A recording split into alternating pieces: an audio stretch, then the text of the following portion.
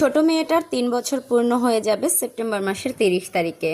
তো বড় আপু হিসেবে ছোট বোনকে গিফট দেওয়ার জন্য 1 মাস আগে থেকেই বলে রেখেছে ও ছোট বোনকে জুতা জামা গিফট করবে। 3 দিনের ছোট ছোট কিছু ক্লিপ আজকে আপনাদের সঙ্গে শেয়ার করব, শুধুমাত্র স্মৃতি হিসেবে রাখার জন্য। আগামীকালকে যেহেতু মেয়ের বার্থডে, আজকে আমরা চলে এসেছি জুতা কিনতে। তবে এমন সময় মার্কেটে এসেছি, ওই টাইমে মার্কেট একদমই বন্ধ হয়ে যাচ্ছিল, মানে এত তাড়াহুড়া করে আমরা জুতা দেখেছি। আর তারা আমাদের তাড়াহুড়া দেখেও বুঝতে পেরেছে এখন তো মার্কেট বন্ধ হয়ে যাবে, এমন প্রাইস চাবো যে তারা নিতে বাধ্যই হবে। এই হচ্ছে বিজনেস পলিসি। যাই হোক, তারা দাম চাবে আর আমাদের নিতেই যে হবে এমনটা না। পরে আমরা 2-1টা দোকান ঘুরে ভালো কিছু জুতা দেখলাম যেগুলো ওরা শীতে পরতে পারবে এমন দেখে। শুধু শুধু টাকা নষ্ট করে ফালতু জিনিস নিয়ে তো লাভ নাই। তারপরে জুতা মোটামুটি পছন্দ হয়েছে, বাট তাদের প্রাইস আমাদের পছন্দ হয়নি। আর এমন একটা অবস্থা ছিল তখন তারা প্রাইস ছাড়ছিলই না, মানে তারা চাইছে তো চাইছে ওই দামে আমাদেরকে নিতে। তার উপরে পূজা ছিল সামনে, পূজার জন্য প্রাইস আরো সবকিছুর অনেক বেশি ছিল। যাই হোক, মেয়েকে বুঝালাম যে আম্মু গিফট দিবা, কিছুদিন পরে নিও, এখন আপাতত নিতে হবে না। তারপরে ও বুঝলো,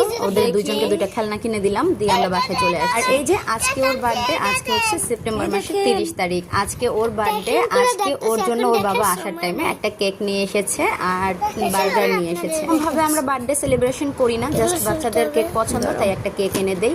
কেক খেলে ওরা অনেক খুশি। কি লেখছে দেখো তো Ayat. Happy birthday Nujaira, happy birthday aunty, happy birthday aunty.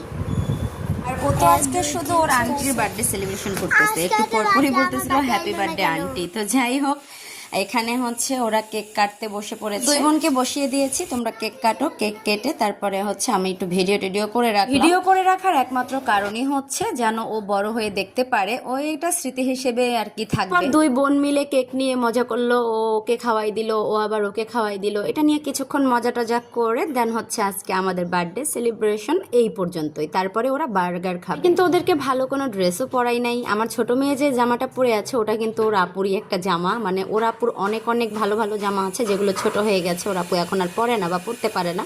তো সেগুলোই আসলে ওকে মাঝে মাঝে পরাই। তো ওর গায়ে হচ্ছে ওর আপুর একটা জামা, আবার ও নর্মাল একটা ড্রেস পরছে।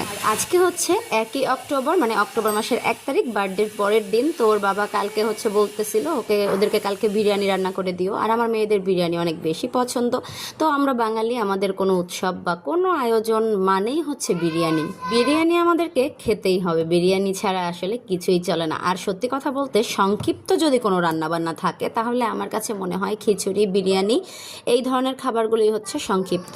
আমি হচ্ছে এইদিকে পেঁয়াজ বেরেস্তা করে রেখেছি, আলু ভেজে রেখেছি, তারপরে হচ্ছে চিকেনটা